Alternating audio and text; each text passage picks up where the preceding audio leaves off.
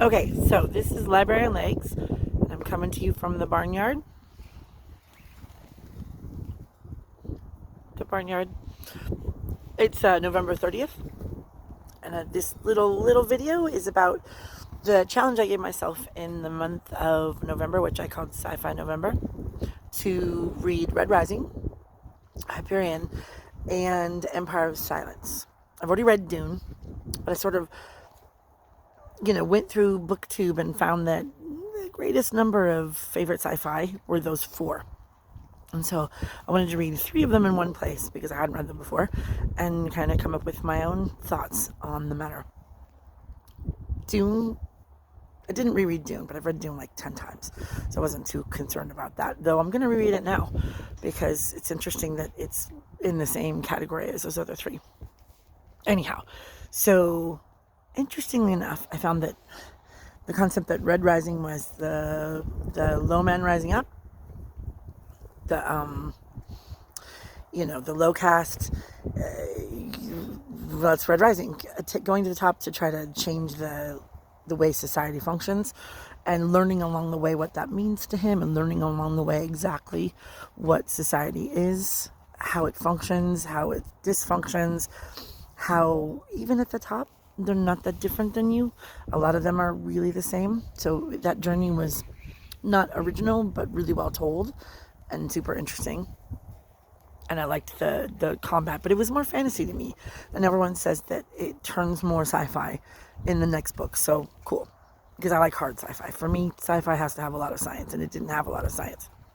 So now, and then conversely, I thought it was really interesting how Empire of Silence did the flip, and it's the Mr. Fancy Pants who gets knocked off his little pedestal, and he wasn't a bad guy, he's actually a really good guy. From the beginning, the hints of who he was and how he was a better person than a lot of the people of his caste, I guess, if you want to call it. But that he falls from on high, and now his voyage of discovery is in the reverse. He gets to see what it's like to live like the other half. He gets to understand what he was really feeling as a nobleman, the misgivings that he had and where they come from, and also a little more science. I really liked you'll know if you've read it, I don't want to give too much away, but there's a twist on it that gives it a really interesting old alien kind of feel, which I really dug. I dug that a lot. And then my favorite of the three, the one that's left, Hyperion. Hyperion was so intriguing. The way that Dan Simmons took a pretty basic story. It's not, the story itself is pretty basic. It's kind of a hero's journey, but to something that we don't even fully get explained.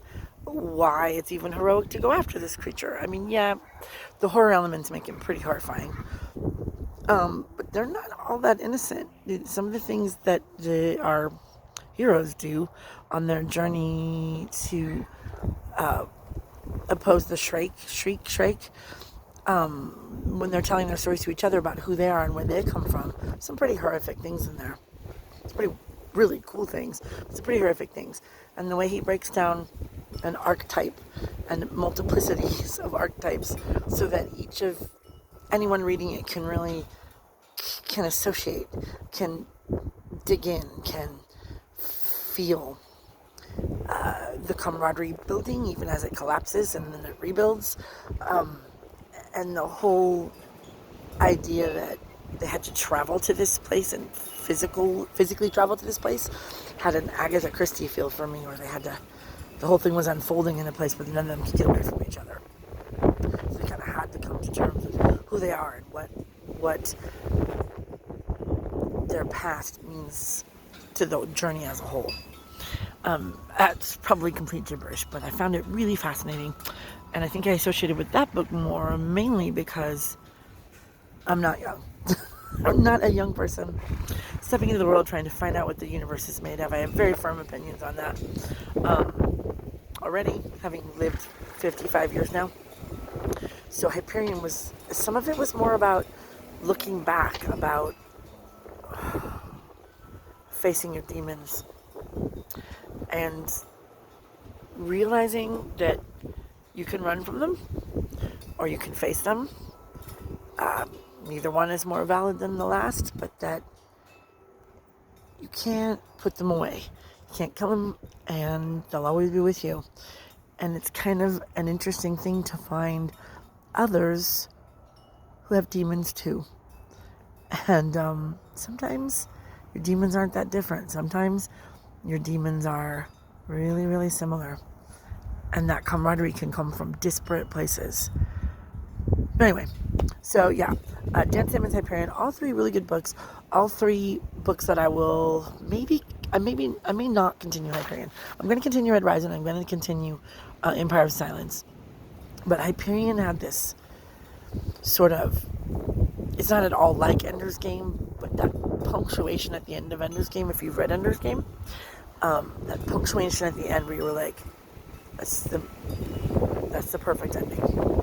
Why would I want to read more? I don't need more. I don't want more. Right? So, sorry, the wind's coming up a little bit. Filming outside. So, Hyperion may be that way for me. I may not want to continue. I may want it to end right where it is. So I haven't decided. So, if you have opinions on these three books, and or two, if that's your favorite, or some other book that you like as much or more, chime in. I want to know. Tell me what you think. Tell me what's your favorite sci-fi. Mine is probably still Ender's Game. But Project Hail Mary is right up there. So is, I'm reading the Gap Cycle now. That's pretty damn high up there. It's hard to read, but it's good. So anyway, chime in. What is it? Like and subscribe. And tell me in the comments how you think of these three. Throw Dune in there if you want. And what your favorite sci-fi is otherwise. So yeah, Library Lakes. Thanks for listening. Talk to you later.